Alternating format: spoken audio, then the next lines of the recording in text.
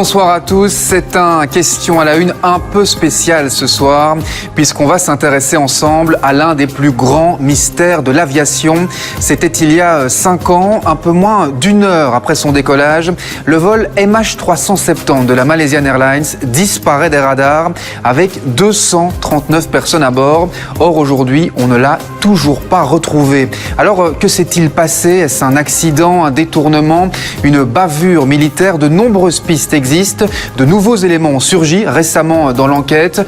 Plongé dans l'un des plus grands mystères de l'ère moderne avec Luc Daville.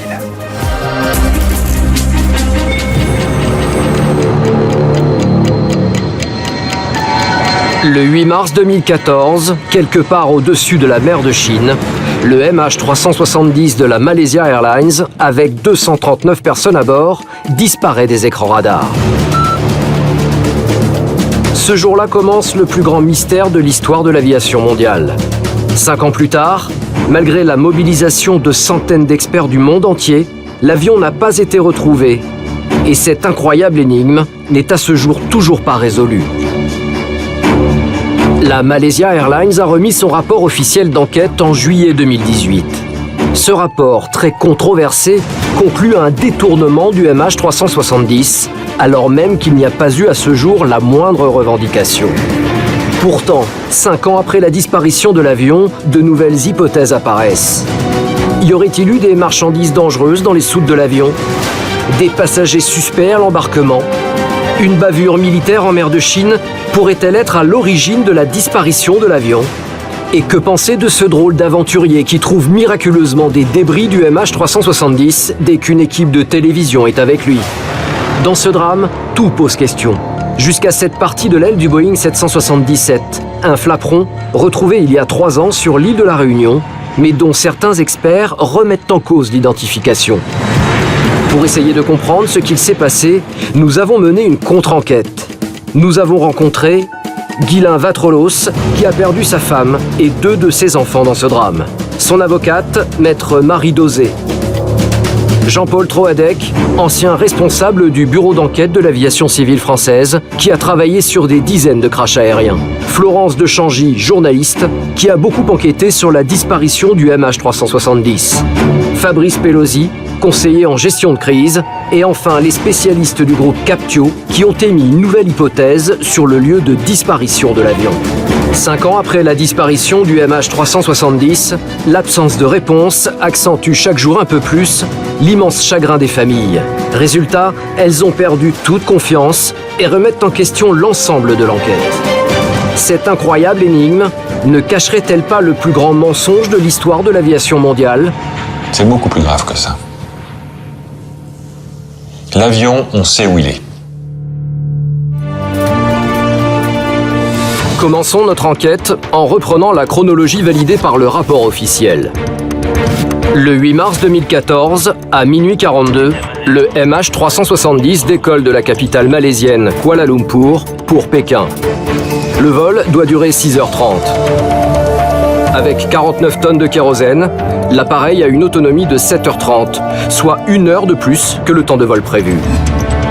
À l'embarquement, on compte 12 membres d'équipage et 227 passagers de 14 nationalités différentes. 4 Français sont à bord.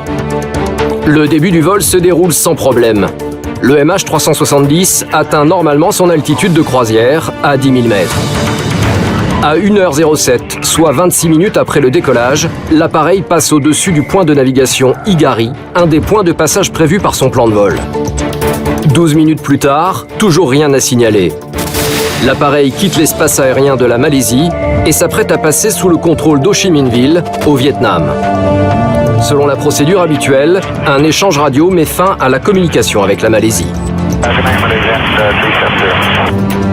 C'est le dernier message audible envoyé par le MH370.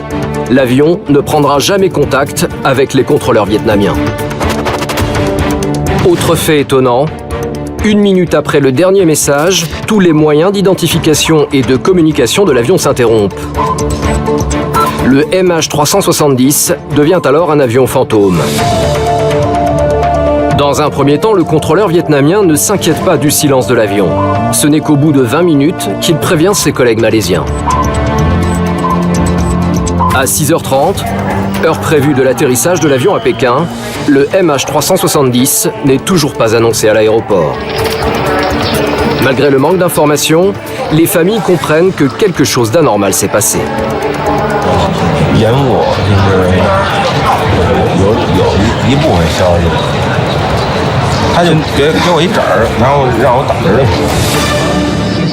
Ce n'est qu'une heure plus tard que les autorités malaisiennes annoncent officiellement la disparition de l'avion.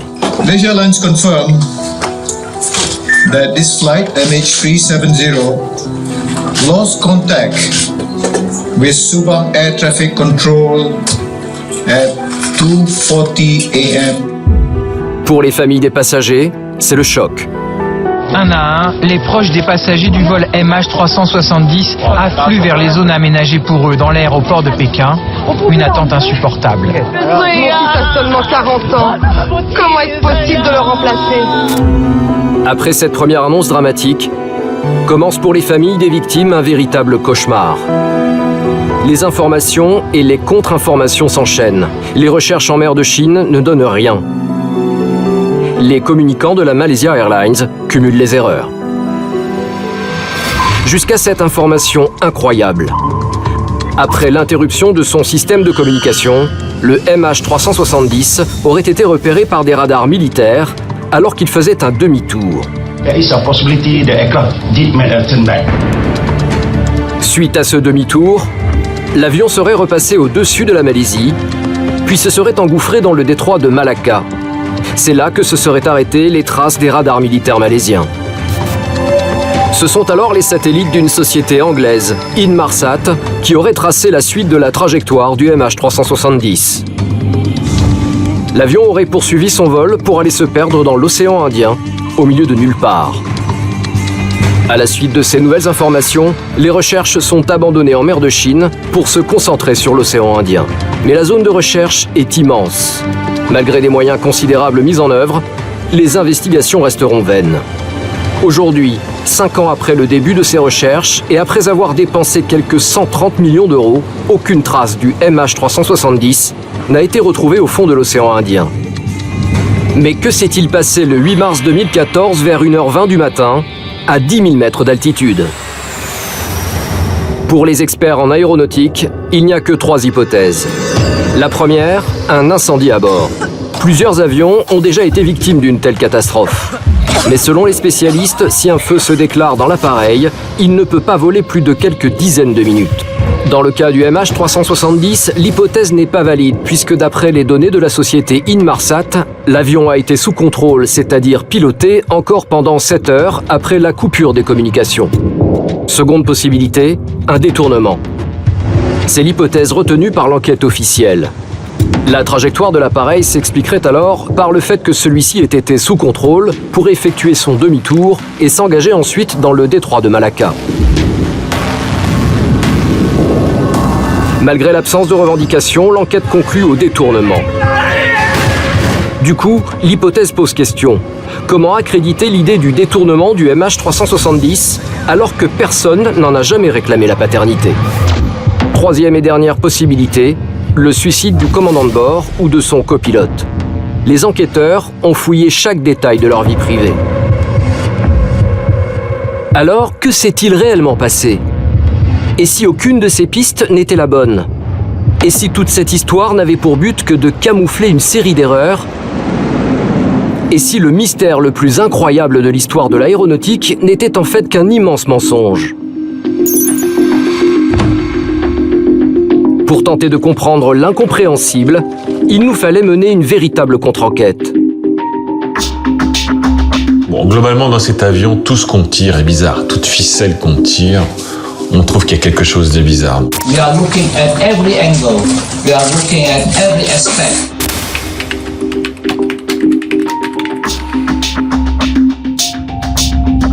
D'abord, les passagers. Rappelons que les 12 membres d'équipage ont accueilli 227 passagers de 14 nationalités différentes, dont une majorité de Chinois. 4 Français sont également à bord. Les enquêteurs vont donc devoir étudier le profil de 239 personnes. Florence de Changy est journaliste au Monde, envoyée permanente en Asie. Elle a suivi l'histoire du MH370 depuis le début. Elle s'est livrée à une contre-enquête approfondie. Très vite, Florence de Changy s'est également intéressée aux passagers.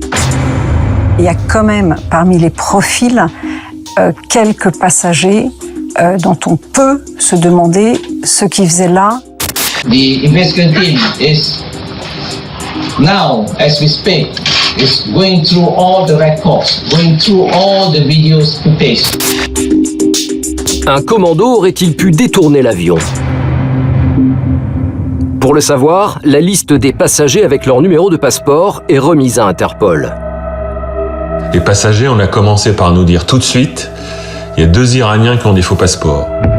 Dans le contexte international de l'époque, 2 Iraniens voyageant avec de faux passeports à bord d'un avion qui a disparu, ça ne pouvait évidemment pas passer inaperçu.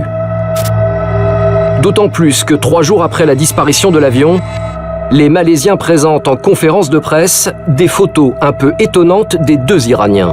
Le problème, c'est que quand la Malaisie distribue les photos, ils font un espèce de montage complètement raté de photocopie, ce qui fait qu'en fait, les 2 hommes se retrouvent avec le même pantalon.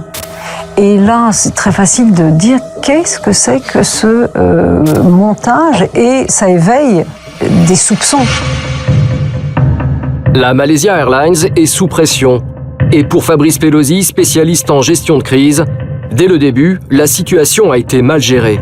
Il y a plein d'informations qui vont être diffusées, qui sont soit non vérifiées, soit des rumeurs, et surtout qui vont donner lieu à des interprétations.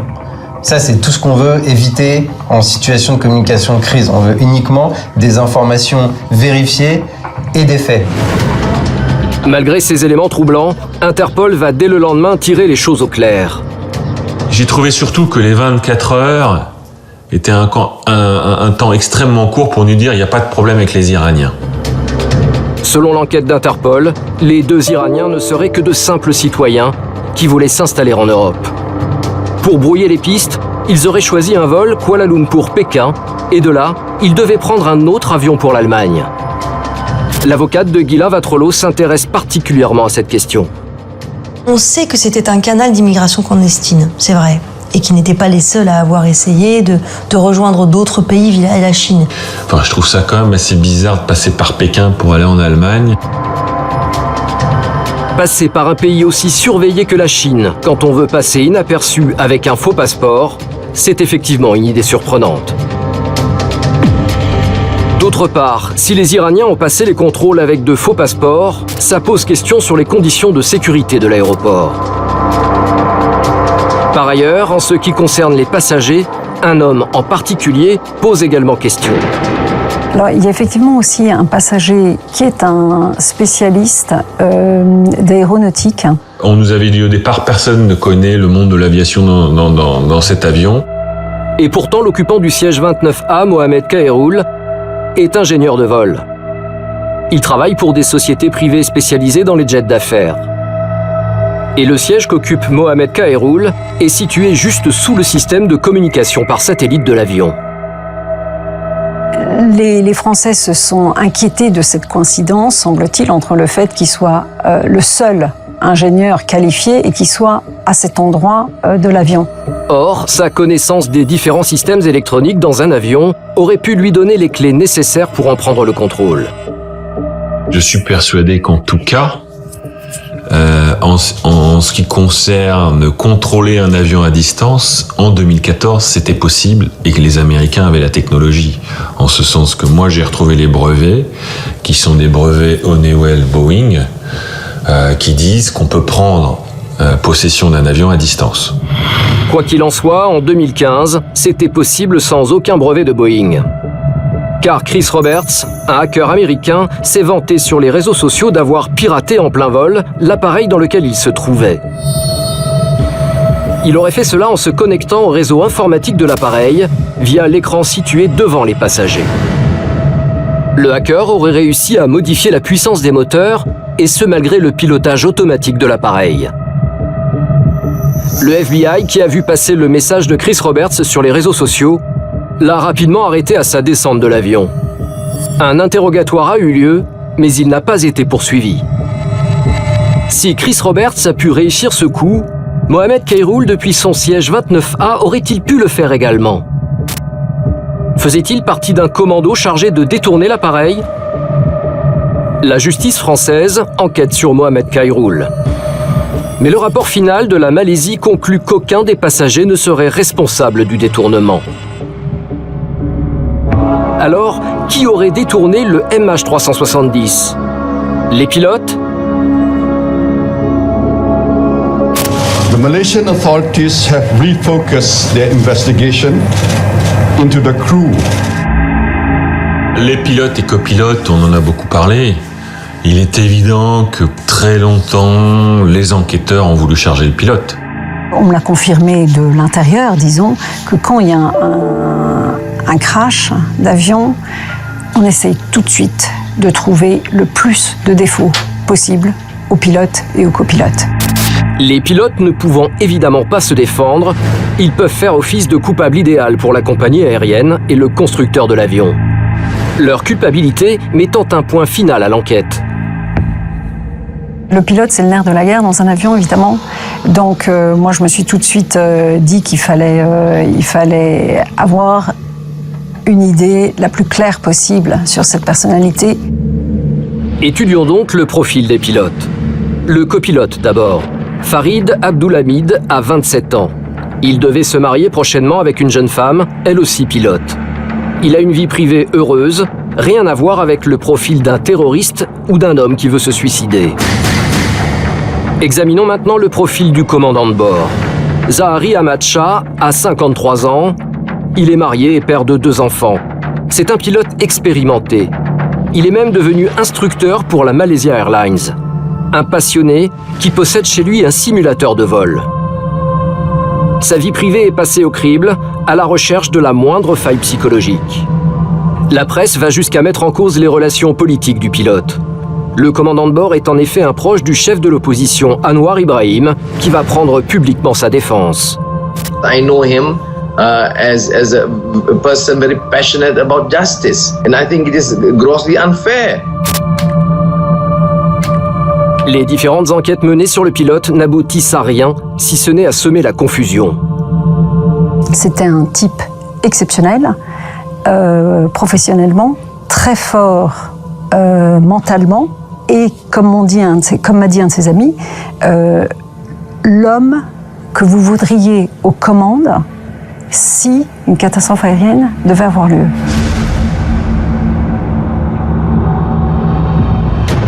Pourtant, les enquêteurs vont vouloir en savoir plus. Les autorités vont donc perquisitionner le domicile du pilote et saisir son simulateur de vol. Ce que nous savons pour le moment sur ce simulateur de vol, c'est que des données ont été effacées le 3 février dernier. Ces données auraient-elles pu servir à préparer un détournement à des fins politiques? Quoi qu'il en soit, même si ce sont les Malaisiens qui ont effectué la saisie, c'est le FBI qui repart avec les données du simulateur. Pourquoi le FBI? Je sais pas. Alors, pourquoi ils sont sur place si rapidement? Pourquoi ils récupèrent le simulateur de vol du pilote? Et c'est eux qui l'analysent. Ce qu'on sait, mais sans l'avoir jamais compris, c'est pourquoi est-ce qu'alors même que cet avion n'est pas officiellement disparu, le FBI perquisitionne le domicile des 2 pilotes. Effectivement, cette perquisition a eu lieu 24 heures après la disparition de l'appareil. À noter la rapidité inhabituelle de la justice américaine pour mettre en place cette procédure dans un pays étranger. Donc il y a une procédure judiciaire, donc il y a une enquête, et c'est pas seulement du renseignement. Il y a nécessairement un caractère officiel qui a été donné à cette enquête. Mais en réalité, on n'en a pas trace, nous, dans notre dossier. Sans tomber dans le complotisme, comment expliquer que le FBI s'immisce ainsi dans une enquête concernant la Malaisie? Qu'est-ce que le FBI a caché? J'en sais rien. Moi, je suis pas dans la justice fiction. Ce que je constate juste, c'est que jamais on nous a expliqué cette intervention du FBI. Il y a quelque chose qui fonctionne pas, là. 5 ans après les faits, malgré les demandes réitérées de la justice française, le FBI refuse toujours de collaborer. Que se cache-t-il derrière ce silence? À ce jour, c'est encore une question sans réponse.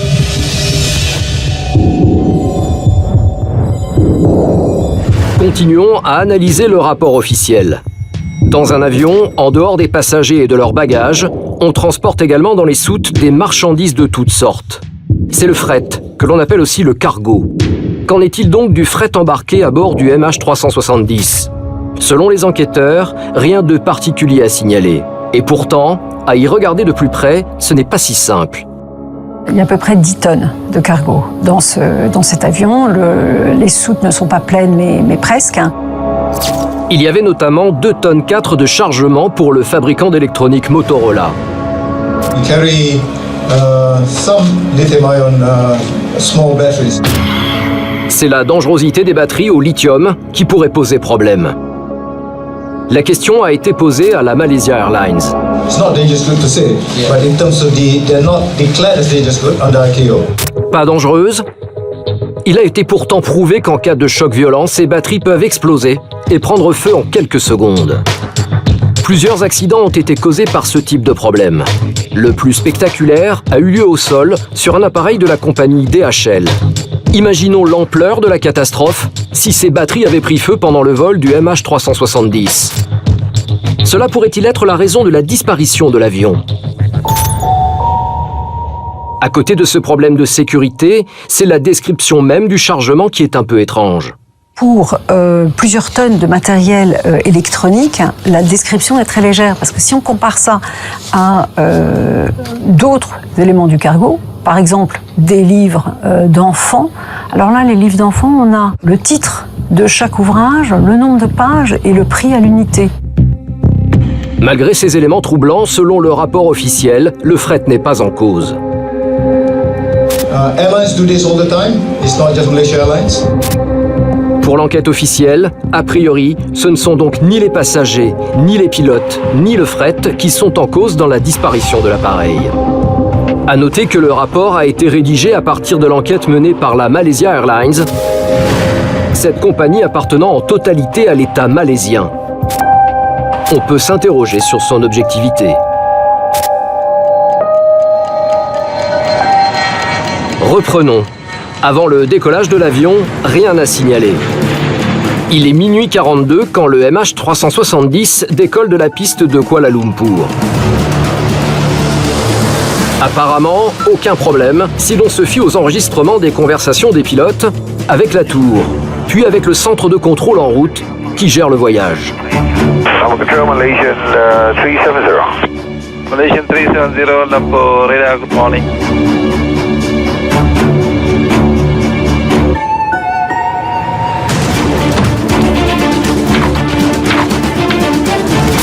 Le vol se déroule normalement pendant 40 minutes, jusqu'à ce que l'appareil ait atteint son altitude de croisière à 10 000 mètres. À 1h19, le dernier échange entre l'avion et le sol laisse entendre le fameux « Selon le rapport officiel, il est 1h22 quand les différents systèmes de communication de l'appareil s'interrompent brusquement. Même le SATCOM, qui permet la communication par satellite, s'éteint. À ce moment-là, le MH370 devient totalement muet. Seuls des radars pourraient le détecter.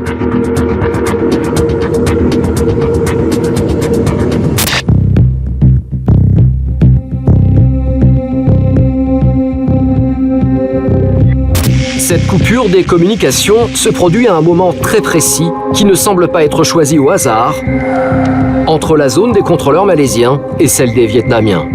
Certains le mettent sur le dos de la coïncidence et les autres pensent que c'est tout sauf anodin, effectivement. Jean-Paul Troadec, ancien responsable du bureau d'enquête et d'analyse de l'aviation civile française, connaît bien ce genre de situation. Il a dirigé des dizaines d'enquêtes, notamment celles sur le crash du Concorde et du Rio-Paris. Le meilleur moment pour couper une communication, c'est au moment du transfert entre deux centres de contrôle. Ainsi, le MH370 quitte bien la zone malaisienne, mais il n'entrera jamais en contact avec les Vietnamiens. Et il faudra 20 longues minutes pour que les contrôleurs vietnamiens s'inquiètent et demandent à leurs collègues malaisiens des nouvelles de l'avion. Mais pour Jean-Marc Garot, spécialiste du contrôle aérien, il y aurait une explication. C'est le contrôleur de Kuala Lumpur qui dit au pilote, appelez mon collègue vietnamien, il va vous s'occuper de vous, etc.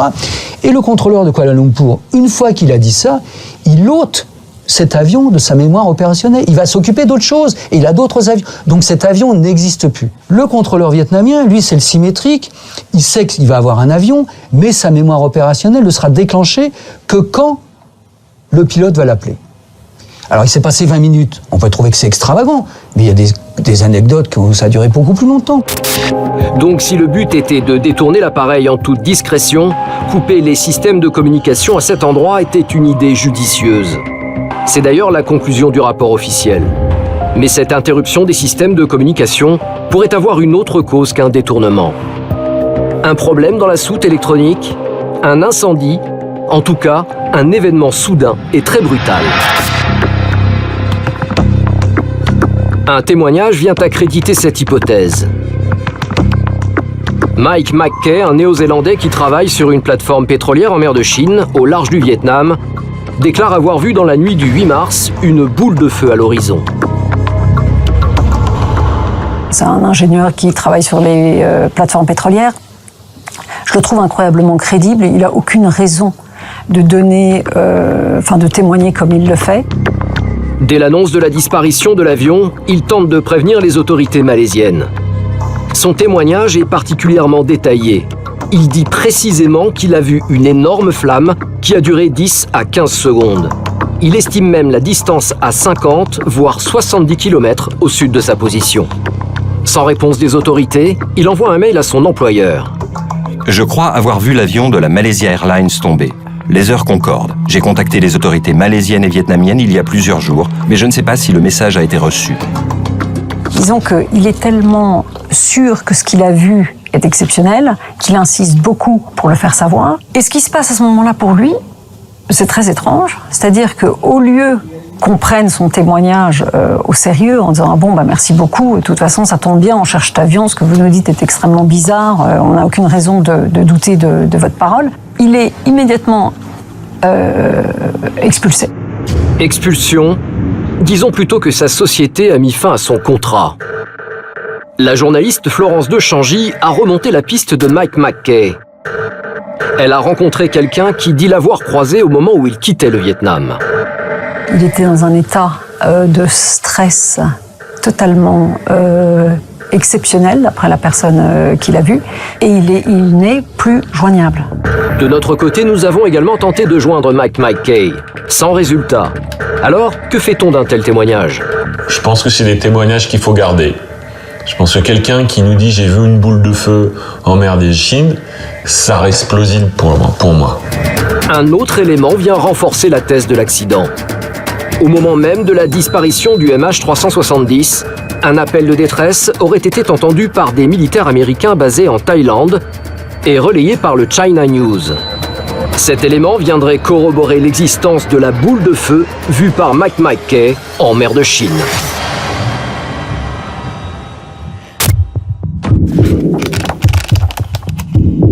Quatre heures après la disparition de l'appareil, les autorités malaisiennes lancent enfin des recherches en mer de Chine, dans la zone du dernier contact avec le MH370. Et ça s'est fait grâce à la coopération de tous les navires présents dans la zone. À partir de là, la communication des autorités malaisiennes va devenir extrêmement confuse. Toutes les informations seront communiquées, qu'elles soient vraies ou qu'elles soient fausses. Je peux vous confirmer qu'il y a de très longues nappes de pétrole, mais pas de débris.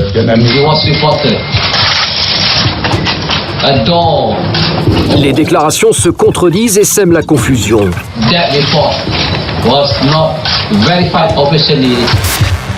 Pour les spécialistes de la gestion de crise comme Fabrice Pelosi, la Malaisie a multiplié les erreurs. Ici, très rapidement, la Malaysia Airlines va céder en quelque sorte à la pression médiatique. Et là, on est dans une situation très paradoxale. Parce qu'au final, parfois, on peut reprocher à des entreprises de ne pas être assez transparentes. Ici, la Malaysia Airlines est très transparente. Très transparente ou trop transparente? Dès le début de l'affaire, un responsable malaisien se fait particulièrement remarquer. C'est Hishamuddin Hussein. Un personnage important puisqu'il gère à la fois la défense et les transports. Alors ce ministre était-il suffisamment préparé à une telle crise? The Indian government will announce this in a couple of hours. This floating object is 22 meters long and 30 meters wide. I wouldn't know. This is all I have. Same area. This is all I have. À la vue de ces images, le professionnalisme des autorités malaisiennes est remis en cause. On sait aujourd'hui, les chaînes d'information en continu ont besoin d'être nourries. Voilà, donc il y a cette pression. Ici, quand le porte-parole dit « c'est tout ce que j'ai », eh bien, on a l'impression que tout ce qu'il a, ça tient sur un bout de papier. Un simple bout de papier, c'est bien peu pour rassurer les familles. Au fil des conférences de presse, les annonces vont se multiplier et entraîner ainsi désarroi et confusion.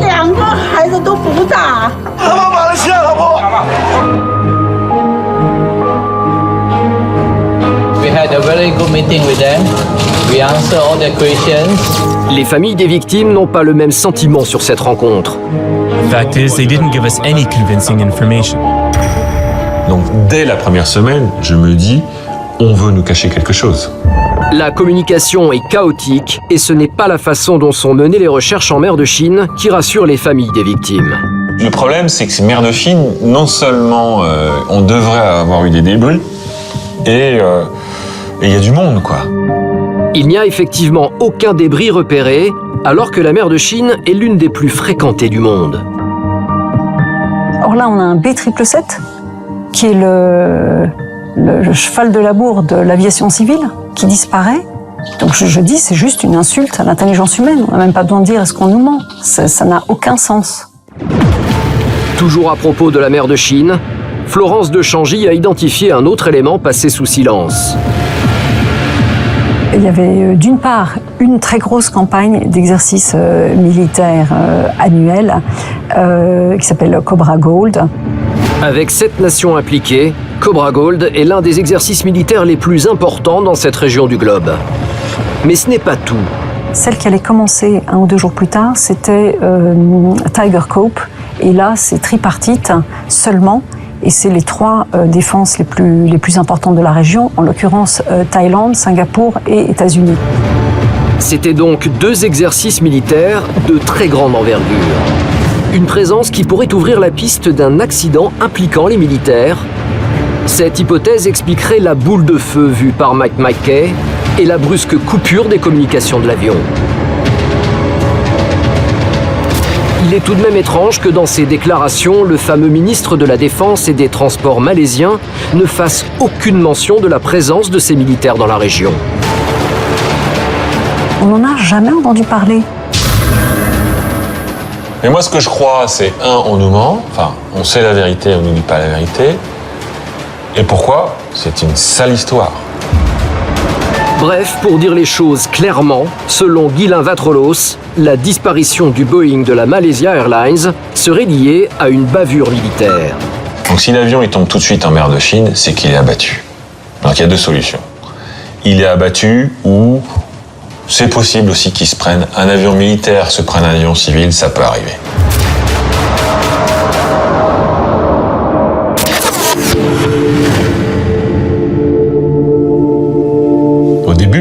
Au début, j'ai confiance. Au début, je me dis, il y a plein de Chinois dans l'avion, les Chinois ne sont pas marchés sur les pieds, on va vite savoir ce qui s'est passé.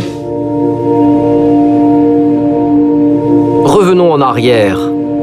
Le 9 mars 2014, soit le lendemain de la disparition de l'avion. Alors que les familles désespèrent et que les recherches s'activent, les militaires vont faire une révélation incroyable. En fait, nous avons regardé l'enregistrement des radars et nous avons constaté la possibilité que l'avion ait fait demi-tour. Si l'on s'en tient à la chronologie, l'armée malaisienne est donc au courant du demi-tour dès le lendemain de la disparition du MH370. Alors, pourquoi avoir continué les recherches en mer de Chine? Mais ce n'est pas tout. 2 jours après l'annonce du demi-tour, le ministre de la Défense et des Transports lui-même vient démentir l'existence de ce même demi-tour. As Malaysian Airlines will confirm shortly, those reports are inaccurate. Inaccurate, sans fondement. Pourquoi cette nouvelle contre-information? En tout cas, ce nouveau cafouillage va faire perdre un temps précieux aux recherches. Mais ce n'est pas fini. Au bout du 5e jour, nouveau revirement. Les officiels vont finalement confirmer ce que tout le monde avait compris. Le MH370 aurait bien fait demi-tour. Les recherches sont aussitôt abandonnées en mer de Chine pour se concentrer sur la mer d'Andaman. L'avion a disparu depuis déjà 5 jours. Quand au bout de 5 jours, où on a cherché en mer de Chine, on nous dit on a vu l'avion dans la mer d'Andaman, est-ce que c'est une incompétence ou est-ce qu'on cache quelque chose? Moi, je crois qu'on cache quelque chose. Et c'est là que je porte plainte. Parce que je me dis, il y a un problème. On va nous cacher la vérité. Et pour moi, depuis le 5e jour, on nous cache la vérité. La planète entière regarde la Malaisie et c'est l'incompréhension. Demi-tour, pas demi-tour et re-demi-tour, il y a de quoi s'interroger. Si on accepte ce demi-tour, comme on sait qu'il n'y a eu ni problème technique ni incendie, une seule explication semble plausible. Au départ, il y a eu un détournement de l'avion. Tout ce qu'on peut dire. L'avion est piloté et cette trajectoire, elle est voulue. Donc ça, quelque part, pour faire cette trajectoire, il faut l'avoir programmée, il faut l'avoir étudiée. Pour quelle intention? Je ne sais pas. Face au cafouillage des autorités malaisiennes, les familles des victimes perdent définitivement confiance.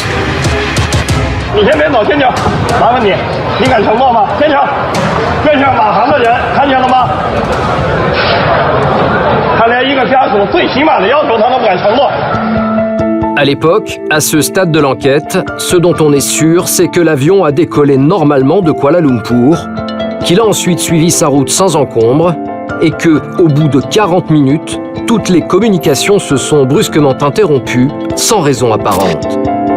À partir de là, les militaires s'appuyant sur les traces de leur radar affirment que l'avion aurait fait un demi-tour. Pourtant, il faudra attendre 4 ans pour que le rapport officiel conclue au détournement du MH370. Les enquêteurs ayant disculpé les passagers et les pilotes, ils n'excluent pas la possibilité qu'une tierce personne soit intervenue. Mais pour Florence de Changy, cette thèse ne tient pas la route.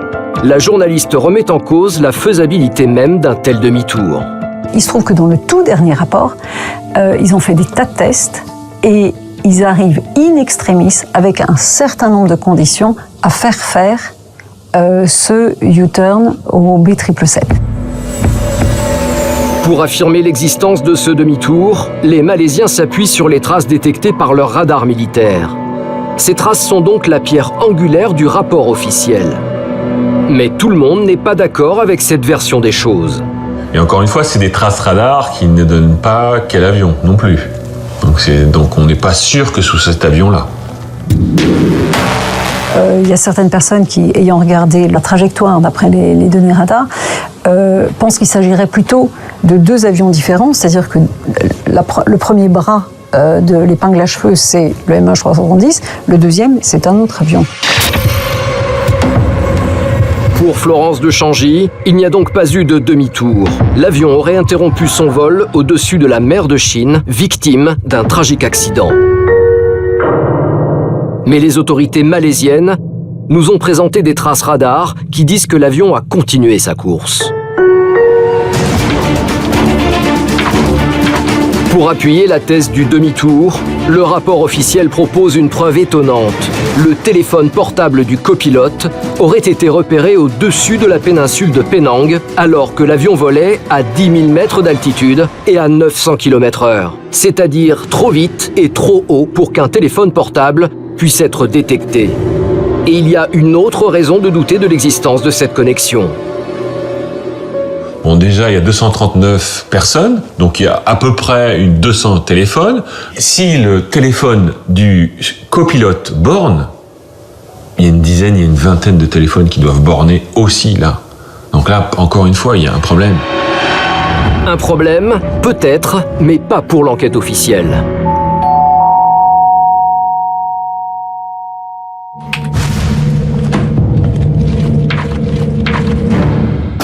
Continuons à examiner le rapport d'enquête. Si l'on admet le trajet retenu par la thèse officielle, le MH370 aurait forcément survolé la base militaire internationale de Butterworth, c'est-à-dire la base militaire la plus importante de la région. Elle regroupe la Malaisie, l'Australie, le Royaume-Uni, la Nouvelle-Zélande et Singapour.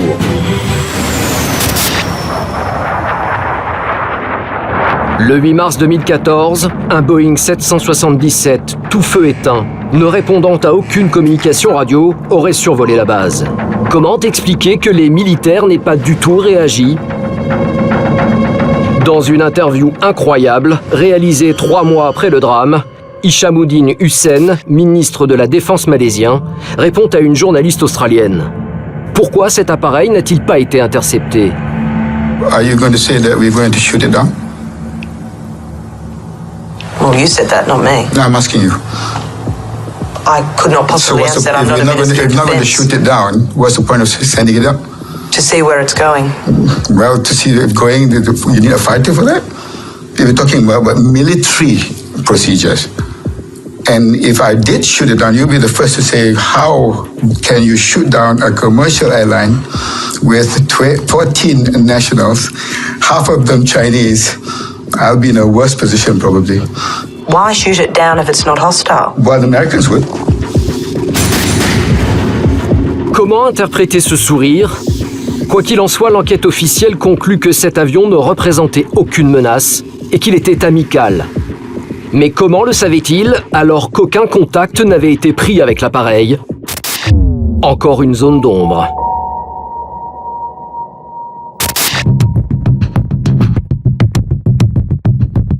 Examinons à nouveau la trajectoire du MH370 selon la thèse officielle. L'avion a décollé de Kuala Lumpur à minuit 42. Après 40 minutes de vol, la totalité de ses moyens de communication se sont interrompus. À partir de là, nous sommes dans les suppositions émises par le rapport officiel. Après l'interruption des communications, le MH370 aurait fait un demi-tour et serait reparti vers la Malaisie. Mais pour ne pas être repéré, il aurait réussi à naviguer en s'assurant de voler précisément juste au-dessus des frontières malaisiennes et thaïlandaises. Ensuite, il aurait survolé la base militaire de Butterworth avant de s'engouffrer dans le détroit de Malacca. Ok, on a les traces radars malaisiennes soi-disant. Mais encore une fois, pour moi, si l'avion fait le trajet qu'on nous dit qu'il a fait, il ne doit pas seulement y avoir que des traces radars malaisiennes. Le radar, il s'arrête pas à la frontière. Et encore une fois, il n'est pas resté qu'en Malaisie, cet avion. Effectivement, si on s'appuie sur la trajectoire retenue par le rapport officiel, le MH370 aurait dû être repéré plusieurs fois par les radars militaires des pays limitrophes. Mais comme ces autres pays ne se sont jamais manifestés, reste à faire confiance à la Malaisie. Comment se fait-il que seulement la Malaisie dit « j'ai pointé 2 fois l'avion » ? Pour Jean-Paul Troadec, il faut faire attention aux données qui sont utilisées au cours de l'investigation. C'est toujours un peu délicat, si vous voulez, de s'appuyer sur des informations fournies par les militaires pour faire une enquête sur un accident civil. Ce que je dis surtout, c'est qu'on nous a jamais apporté la preuve de ces données-là. Alors, encore une fois, il nous faut faire confiance à la version malaisienne.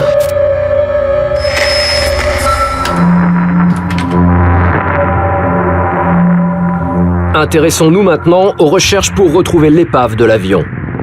Elles se sont d'abord concentrées pendant 5 jours en mer de Chine. Une aberration, puisqu'en accréditant la thèse du demi-tour, les autorités malaisiennes reconnaissaient que l'avion ne pouvait s'y trouver. Après avoir perdu beaucoup de temps, les recherches se sont donc déplacées vers la mer d'Andaman, c'est-à-dire au dernier endroit où les radars militaires auraient aperçu une trace de l'avion fantôme.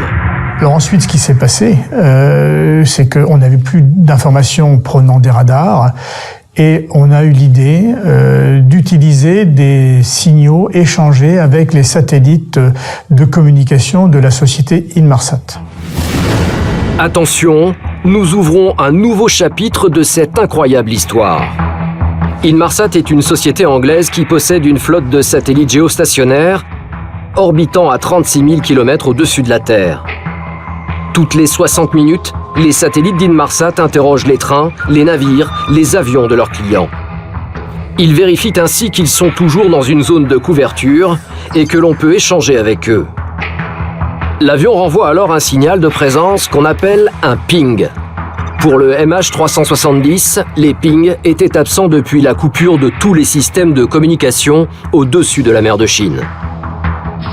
Ce qui est étonnant, c'est que ces pings seraient réapparus miraculeusement au moment où l'avion sortait de la couverture radar militaire des Malaisiens. Hasard? Chance? Quoi qu'il en soit, c'est donc à 2h25 le matin du 8 mars 2014 qu'un satellite d'Inmarsat aurait détecté ce premier ping. Ce qui suppose que tout d'un coup, le système de communication par satellite de l'avion se soit remis à fonctionner. Bon, c'est le problème de ces données-là en plus. Les données Inmarsat ne sont pas faites pour suivre les avions. Effectivement, ces données ne fournissent pas la position de l'appareil. Donc ce qu'on a fait, c'est une exploitation particulière de ces signaux. Comme nous l'avons vu, normalement, toutes les 60 minutes, le satellite et l'avion communiquent pendant quelques secondes. Cette communication permettant de savoir si l'avion est toujours dans sa zone de couverture. Inmarsat nous dit qu'il y a eu 7 échanges entre le satellite et le MH370. Grâce à des calculs complexes, ces 7 échanges ont permis de dessiner 7 arcs. Et on sait aussi que la trajectoire de l'avion s'est interrompue à ce qu'on a appelé le 7e arc, le 7e et dernier arc, qui correspond très vraisemblablement à l'arrêt des moteurs parce que l'avion était arrivé à ce moment-là à court de carburant. Rappelons qu'au départ de Kuala Lumpur, le MH370 avait du kérosène pour 7h30 de vol maximum. Donc le 7e arc va du Kazakhstan jusqu'au sud de l'océan Indien. Une zone immense. Est-ce qu'on peut déduire de tout ça une trajectoire ? La réponse est non, sans faire des hypothèses complémentaires. À partir de là, les ingénieurs d'Inmarsat vont se lancer dans des calculs ultra complexes. Pour avancer, ils vont devoir faire face à de nombreuses hypothèses. Par exemple, choisir une trajectoire avec une altitude et une vitesse de croisière qui leur permettent de faire correspondre leurs calculs avec les fameux pings. Guylain Vatrolos remet ces hypothèses en cause. Donc Inmarsat, en fonction de ça, a déduit une trajectoire. Mais pour déduire une trajectoire, ils ont dû prendre des hypothèses de vitesse, d'altitude. Voilà, et ils ont pris une vitesse et une altitude constante. Quand on voit le trajet erratique de l'avion avant, on a du mal à y croire quand même. Donc c'est sur la base de ces hypothèses qu'Inmarsat déduit que le MH370 aurait terminé sa course dans le sud de l'océan Indien. C'est le Premier ministre malaisien en personne qui annonce cette incroyable nouvelle au monde entier. Its last position was in the middle of the Indian Ocean, west of Perth. C'est-à-dire au milieu de nulle part.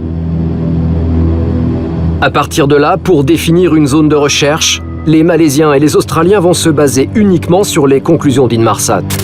Alors même qu'Inmarsat reconnaît dans son rapport n'avoir travaillé qu'à partir d'une hypothèse parmi tant d'autres. Comme cette route n'est pas plus recevable que n'importe quelle autre, ce n'est pas une base acceptable pour entamer des recherches et pour même prétendre, au-delà de tout doute raisonnable, que l'avion est là où on dit qu'il est. Si les Australiens ont fait cette hypothèse, c'est qu'il fallait leur, à tout prix qu'ils trouvent une idée pour limiter la zone de recherche. Mais c'est une hypothèse ad hoc, une hypothèse a priori. C'est comme la personne qui a perdu ses clés la nuit et qui va les chercher sous le lampadaire, non pas parce qu'elle pense qu'elle est sous le lampadaire, mais parce que c'est le seul endroit où elle a des chances de le trouver, parce que c'est éclairé. La probabilité de retrouver le MH370 était vraiment infime. Un coup de poker pour les Australiens et leurs alliés. En ce qui concerne Inmarsat, certains experts pensent que la société ne dit pas toute la vérité au sujet des signaux et des données qu'elle a recueillis grâce à ses satellites. Un ancien employé d'Inmarsat m'a dit en même temps que tous les avions pour lesquels Inmarsat travaillait étaient parfaitement localisés à tout moment. Et donc, pourquoi pas le MH370 ?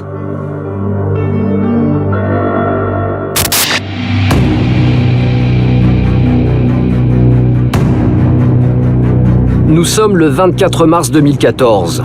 L'avion a disparu il y a maintenant 16 jours. Après d'innombrables cafouillages, la Malaisie annonce qu'une nouvelle zone de recherche vient d'être définie pour retrouver l'épave du Boeing 777 dans l'océan Indien. L'enjeu est de taille, non seulement pour comprendre ce qui est arrivé au MH370, mais surtout pour permettre aux familles de faire leur deuil.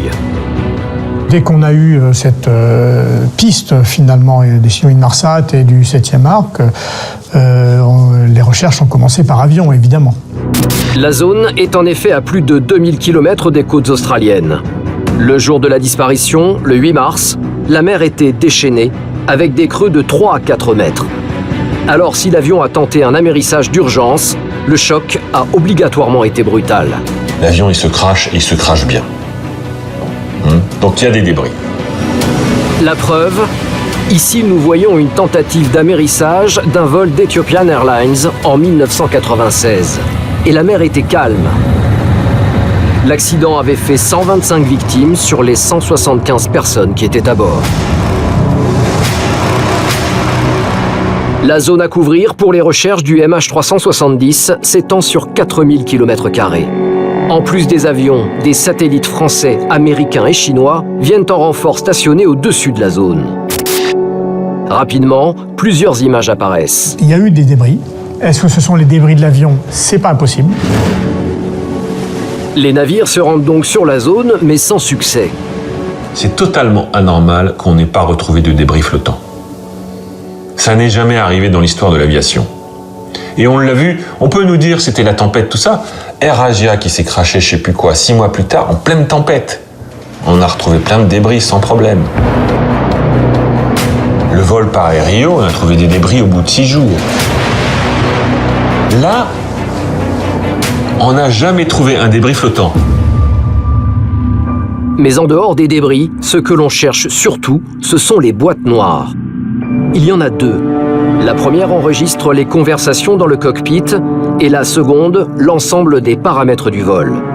Ces boîtes noires sont précieuses, c'est elles qui peuvent nous renseigner sur les conditions de l'accident. Chaque boîte noire est équipée d'une balise qu'on appelle un pinger.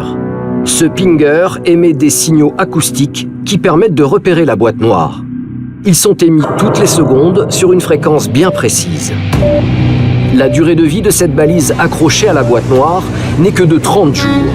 Des navires spécialement équipés de moyens d'écoute ultra sophistiqués doivent aider à les retrouver. En théorie, on cherche 2 signaux acoustiques car il y a 2 boîtes noires. On sait qu'un des pingers ne devait pas fonctionner parce qu'il avait dépassé sa date limite d'utilisation et il n'avait pas été réparé en temps utile par la compagnie aérienne. Manque de chance ou incompétence? Quoi qu'il en soit, à cause de ce problème de maintenance, il y avait donc 2 fois moins de probabilité de retrouver les boîtes noires. Toujours est-il que pour repérer ces pingers, il faut utiliser des détecteurs de signaux acoustiques high-tech. C'est l'Australie et la Chine qui prennent en charge ces recherches. Mais trouver la technologie adéquate et affréter les navires sur zone prend beaucoup de temps. Si vous arrivez au bout de 3 semaines, il ne vous reste pas longtemps pour éventuellement détecter les pingers. Et effectivement, quand les navires arrivent sur place, les pingers n'ont plus que 3 jours de durée de vie. Selon Jean-Paul Troadec, qui a dirigé les recherches de l'épave du Rio-Paris, la probabilité de repérer ces signaux était plus qu'infime. Et ça aurait été un miracle, plutôt un événement d'une probabilité extrêmement faible qu'on puisse les détecter à ce moment-là. Mais certains croient au miracle. La preuve, les Chinois vont annoncer qu'ils ont détecté des signaux acoustiques. Ils savent que les boîtes noires émettent pendant 1 mois. Donc le 28e jour, les 2 bateaux disent « On a entendu un bruit. Génial, on a retrouvé les boîtes noires. » Faut savoir qu'il y avait un bateau chinois et un bateau australien. Le bateau chinois qui cherchait un bruit dit « Je suis désolé, j'ai pas enregistré le bruit. » Donc déjà, vous y croyez. Le gars, il cherche un bruit, il n'enregistre pas. Et le bateau australien, c'est pire encore. Le bateau australien, il met 1 mois à nous dire « Ah ben non, c'était pas la bonne fréquence. » Et c'était un bruit qui venait de notre propre bateau. 1 mois pour nous dire ça. On nous prend, enfin moi je suis désolé, mais on nous prend pour des imbéciles. spécialistes savaient que la fréquence sur laquelle on les avait entendus ne pouvait pas être celle d'un pinger. Et néanmoins, les Australiens ont fait des déclarations, on a retrouvé les pingers, etc. C'était impossible. Donc oui, on nous ment là. Les pingers se sont tus, mais les boîtes peuvent encore être exploitées pendant plusieurs années. Encore faut-il les retrouver. Seule solution désormais, cartographier mètre par mètre les fonds sous-marins. Autant chercher une pièce de monnaie cachée dans le Stade de France. Pendant 3 longues années, les Australiens vont poursuivre les recherches et même y mettre des moyens considérables. Ils couvriront 120 000 km², dépenseront 130 millions d'euros, sans aucun résultat. Une jeune société américaine, Ocean Infinity, en mal de notoriété, a même proposé aux Malaisiens de faire des recherches qui ne seraient financées que si elles aboutissaient. We can roughly cover 1,200 square kilometers a day. Encore une fois, sans résultat. Qu'est-ce que ça veut dire pour moi, ça? Ça veut dire juste une chose. C'est que c'était pas la bonne zone de crash. C'est tout ce que ça veut dire. On a découvert un certain nombre d'épaves de voiliers qui avaient coulé au cours des siècles. Peut-être certains avec un intérêt archéologique. Est-ce qu'il y a eu des découvertes en termes géologiques ou bien en termes d'exploitation minière? Ça, je ne le sais pas. Mais effectivement, c'est pas perdu pour tout le monde. C'est très utile de mieux connaître le sous-sol sous-marin, surtout à l'époque, enfin, où on fait de plus en plus d'exploration pétrolière offshore et choses comme ça. Des recherches pour trouver du pétrole, une hypothèse plausible. Cela expliquerait-il le choix de cette zone de recherche? Rappelons qu'elle avait été définie en faisant une confiance aveugle aux données d'Inmarsat. Donc encore une fois, je dis, il y a peut-être un problème avec les données quand même. Si l'on s'appuie sur les conclusions du rapport officiel, le vol MH370 de la Malaysia Airlines se serait abîmé dans le sud de l'océan Indien, au milieu de nulle part.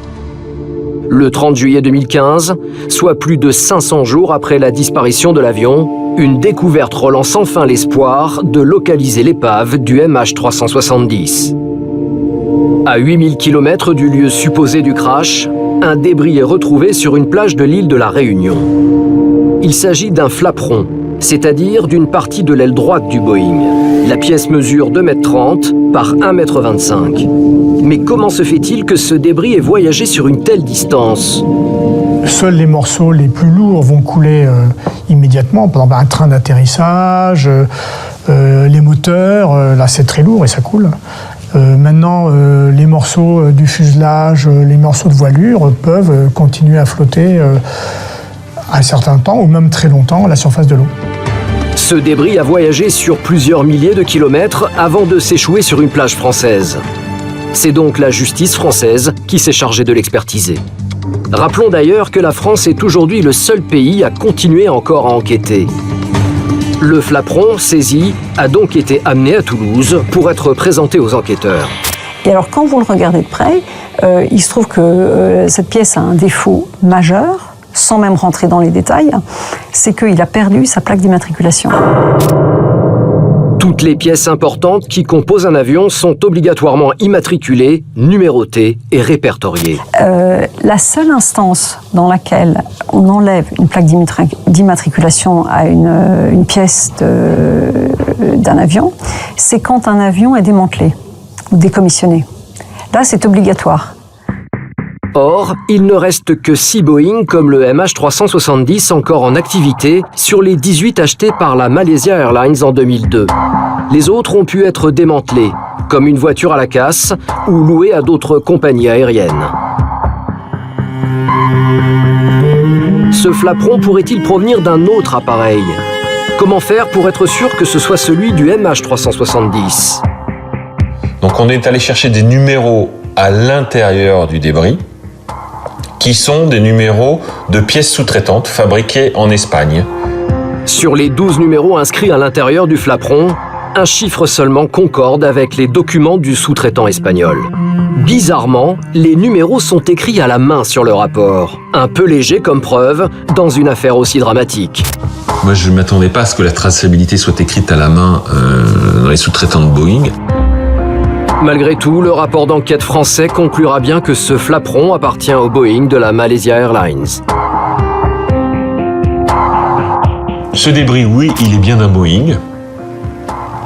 Ce débris, est-ce qu'il a fait tout ce chemin? Je ne sais pas. Est-ce qu'il a été amené là? Est-ce qu'il est de cet avion? Je n'en ai pas une certitude à 100%. Je ne suis pas sûr de ça. Malgré les recherches effectuées autour de l'île, à part le flaperon, aucun autre débris du MH370 ne sera retrouvé à La Réunion. En revanche, sur d'autres côtes de la région, des débris sont peu à peu découverts. Donc on a trouvé d'autres débris. On a trouvé des débris donc à l'île Maurice, sur les côtes africaines. Au Mozambique, en Tanzanie ou encore en Afrique du Sud. Il faut les prendre en considération comme une preuve supplémentaire que l'avion est bien tombé dans l'océan Indien. Peut-être, mais en tout cas, pas là où les recherches ont été menées. Suite aux premiers débris qui ont été trouvés, il y a plein d'océanographes qui ont fait des analyses en fonction des zones probables où est tombé l'avion. Ils faisaient des analyses de dérive.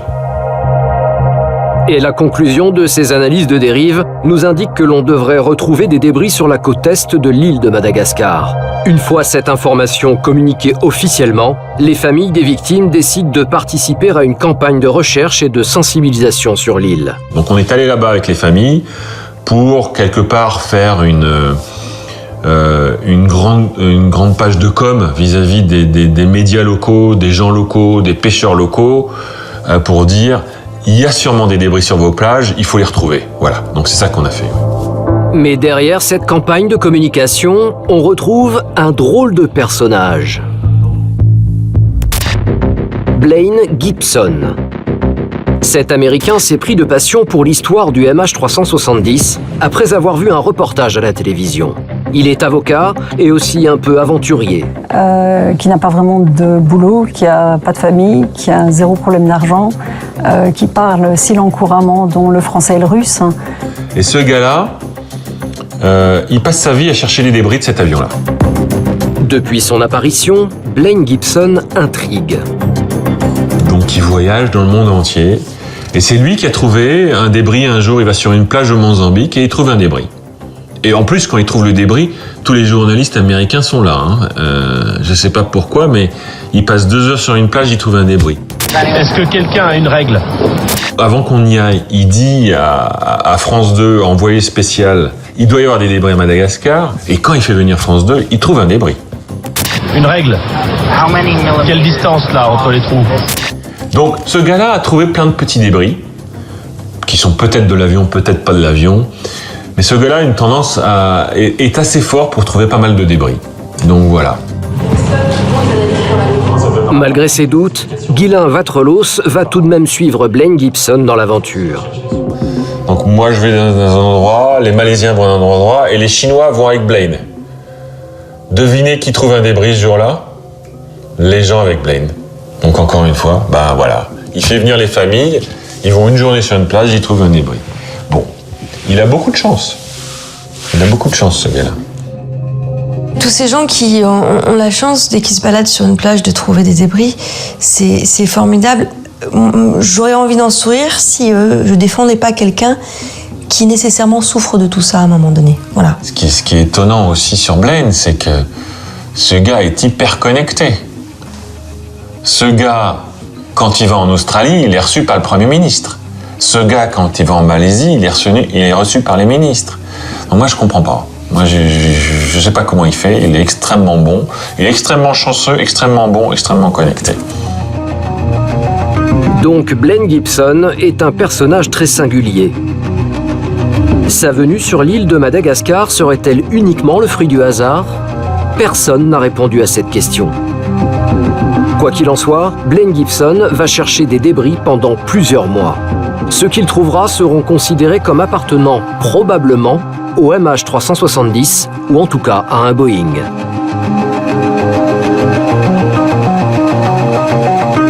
Ces débris viennent donc accréditer une nouvelle fois la thèse officielle selon laquelle le MH370 se serait bien abîmé dans l'océan Indien.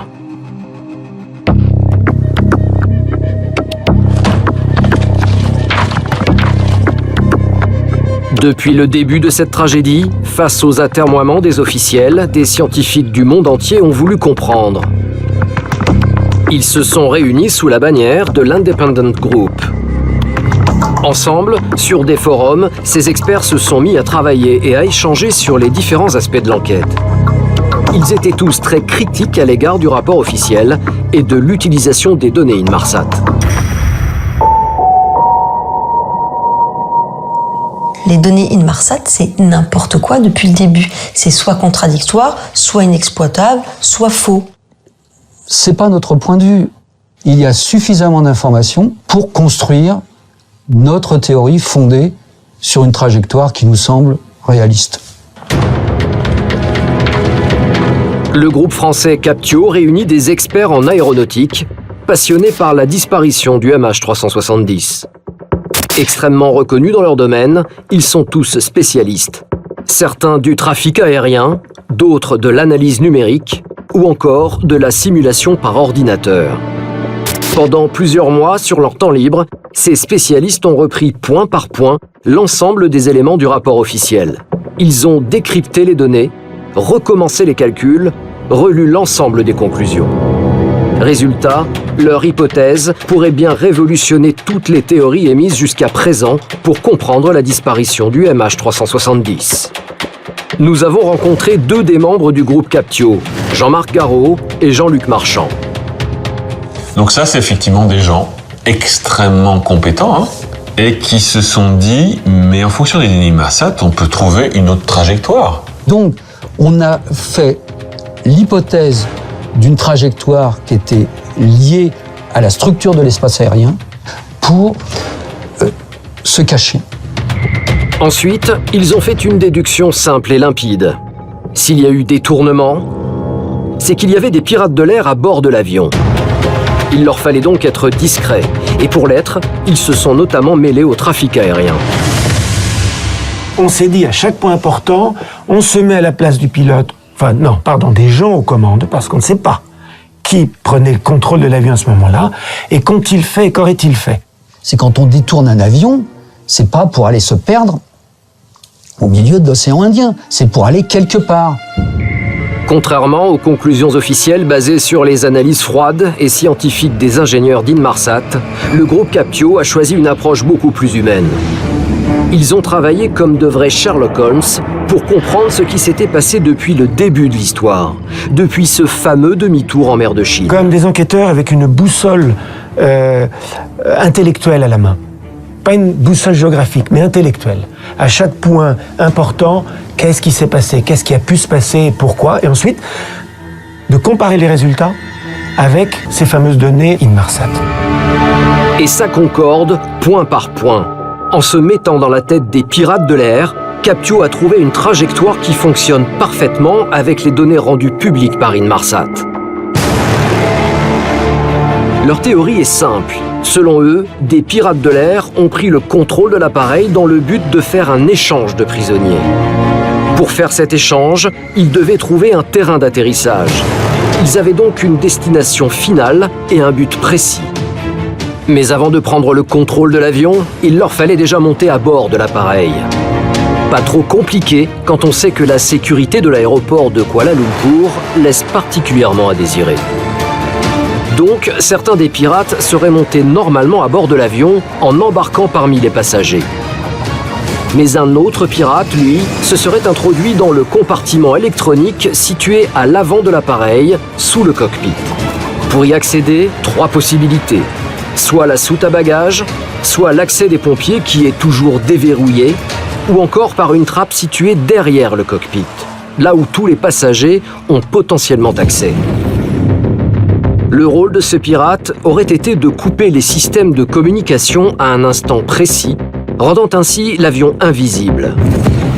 Pour y arriver, il lui aurait fallu couper plusieurs circuits électriques, privant ainsi l'avion de certains de ses systèmes. Et l'avantage, c'est qu'en faisant cette coupure, ça déconnecte les électroaimants de la porte blindée, donc ils peuvent rentrer dans le cockpit. Rappelons que depuis le 11 septembre 2001, l'accès au cockpit est protégé par une porte blindée qui s'ouvre soit de l'extérieur avec un digicode, soit de l'intérieur quand le pilote a vérifié l'identité de celui qui voulait entrer.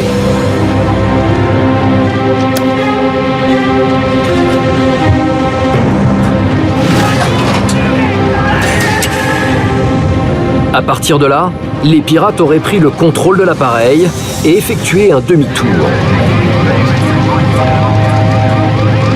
Pour ne pas attirer l'attention de l'armée ou des contrôleurs aériens, ils auraient navigué juste au-dessus des frontières et se seraient mêlés au trafic aérien. À la sortie du détroit de Malacca, en quittant l'espace surveillé par les radars militaires malaisiens, les pirates auraient alors remis l'électricité à bord de l'appareil. Captio pense que ce serait pour le confort des passagers. Mais cet acte aurait eu des conséquences auxquelles les pirates n'avaient pas pensé. En effet, la reprise du courant aurait réenclenché les systèmes de communication par satellite. Ainsi, les fameux pings d'Inmarsat auraient été de nouveau renvoyés régulièrement à l'insu des pirates. Après la sortie du détroit de Malacca, l'avion aurait poursuivi sa route vers le sud en longeant l'île de Sumatra.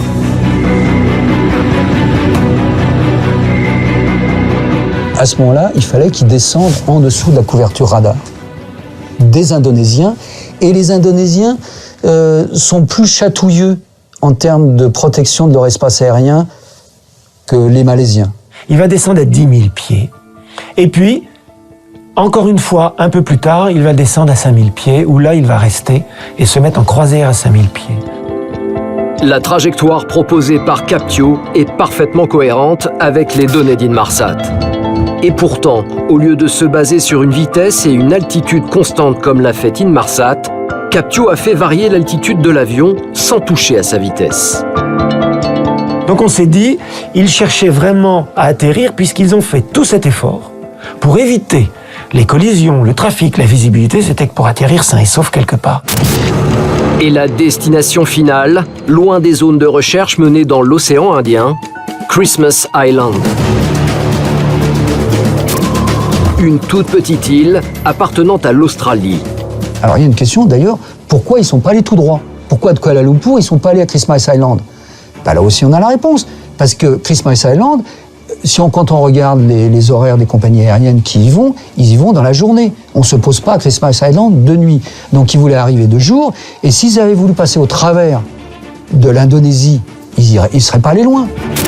Effectivement, l'armée de l'air indonésienne, très sensible en matière d'espace aérien, aurait probablement tenté d'intercepter, voire même d'abattre l'appareil inconnu.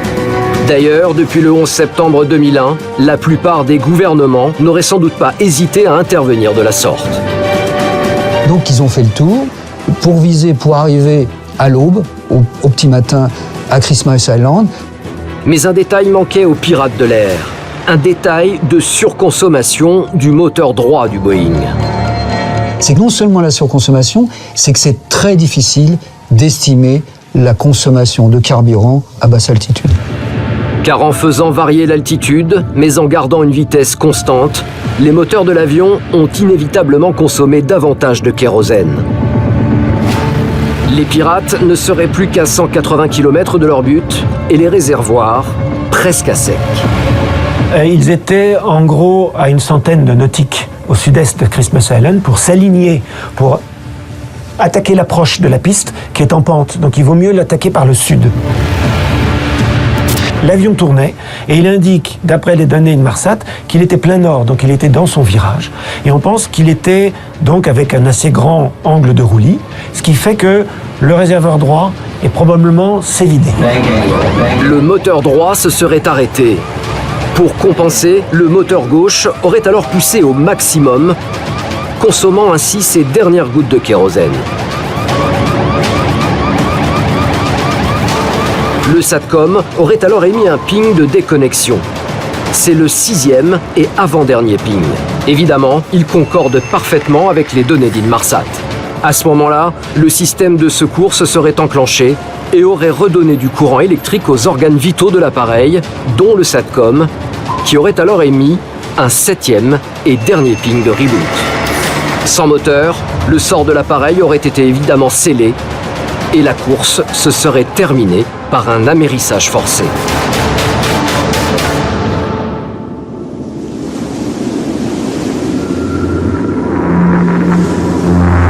Pour nous, le point d'impact est estimé à 12 degrés sud, 107 degrés est. Et selon Captio, c'est là que serait l'épave du MH370. Au vu de la faible altitude à laquelle aurait volé l'appareil, cette zone de recherche est beaucoup plus petite que les 120 000 km² des Australiens. En gros, c'est un carré de 40 nautiques par 40 nautiques. Soit 5500 km². Selon Captio, l'appareil aurait pu tenter un amérissage. Donc en gros, il a dû se casser en 3 morceaux, tomber au fond de l'eau, quelques petits débris qui ont été arrachés à la fin. Et qui seraient partis à la dérive, comme le flaperon retrouvé sur l'île de la Réunion. Pour valider leur théorie, les spécialistes de Captio ont dû mener des études de dérive en prenant en compte l'ensemble des conditions météo réelles de l'époque, et cela les a bien conduits vers la zone de Christmas Island. Ils ont ensuite étudié les crustacés et puis finalement la déformation structurelle du flaperon qui expliquerait un amérissage. Là encore, tout concorde avec leur hypothèse. Mais une question subsiste, pourquoi Christmas Island ? Notre raisonnement, c'est que si on veut faire un échange d'otages, on le fait dans un pays démocratique. Et Christmas Island appartient à l'Australie, le pays le plus démocratique de la région. Un endroit qui pourrait sembler idéal pour un échange d'otages. Alors maintenant, quels otages ? Pour quelles raisons ? On ne peut pas savoir. Mais on n'a pas cherché à savoir et on ne veut pas aller plus loin. En effet, Captio se considère professionnel en aéronautique, mais pas en géopolitique. Aucune revendication n'a officiellement été faite. Il est impensable d'imaginer un détournement sans revendication. Qui aurait pu vouloir s'en prendre à un avion dont la majorité des passagers est chinoise ? Seule la Chine pourrait répondre à cette question. Mais une chose est sûre, la Malaisie n'a pas retenu cette possibilité. Le groupe Captio a présenté sa théorie en octobre 2018 devant le Royal Aeronautical Society. Les spécialistes présents ont tous souligné la qualité et la rigueur de ce travail. Cette théorie relancera-t-elle les recherches pour retrouver l'épave du MH370 ? L'avenir nous le dira peut-être bientôt.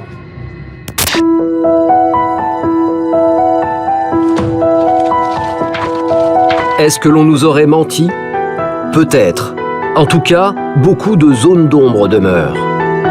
Qu'en est-il de la présence d'une cargaison dangereuse à bord de l'avion ? Que penser des radars militaires malaisiens qui arrivent juste au bon moment ? Blaine Gibson est-il un témoin fiable ? Aujourd'hui, 2 hypothèses subsistent encore. Un détournement sans revendication, c'est la version officielle. Ou alors, une bavure militaire dans la mer de Chine. Curieusement, de son côté, la Chine, qui avait 154 ressortissants à bord de l'appareil, n'a jamais fait mention d'une enquête qu'elle aurait menée. Face à l'inaction des pays concernés, l'épilogue de ce drame ne dépend plus aujourd'hui que de l'enquête que continue de mener la justice française. L'autre chose qu'on peut attendre, c'est comme je suis persuadé qu'on sait, que des gens savent ce qui s'est passé, c'est qu'un jour quelqu'un nous donne des vraies informations. Quelqu'un qui part à la retraite, quelqu'un qui a des remords, quelqu'un qui veut parler pour une raison ou pour une autre. Donc ça peut arriver. Aujourd'hui, après 5 ans de cauchemar, Guylain Vatrelos n'a toujours pas obtenu d'explication tangible sur ce qui est arrivé à sa femme, à ses 2 enfants et à la fiancée de son fils. Alors, pour continuer à vivre, il s'est forgé sa propre vérité. Moi, je crois que le plus probable, c'est que l'avion soit tombé tout de suite. Bon, c'est la théorie que je préfère aussi parce que je dis que ma famille n'a pas souffert.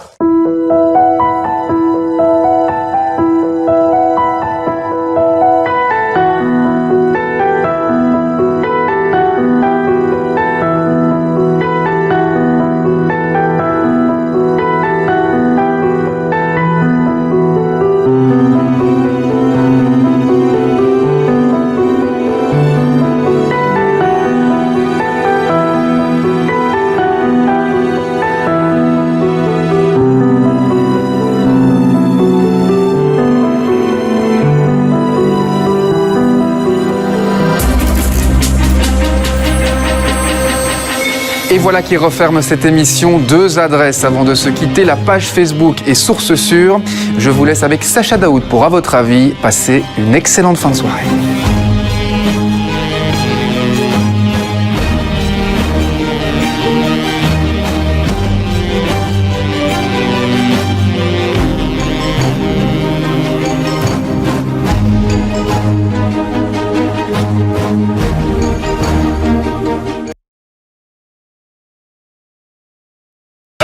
Max et Fanny sont de retour. Dans Max et Fanny, l'émission Food. Gaz. Food porn, j'allais dire. Des tutos pour des recettes faciles à réaliser chez vous. Max et Fanny à consommer maintenant sur Ovio et notre chaîne YouTube.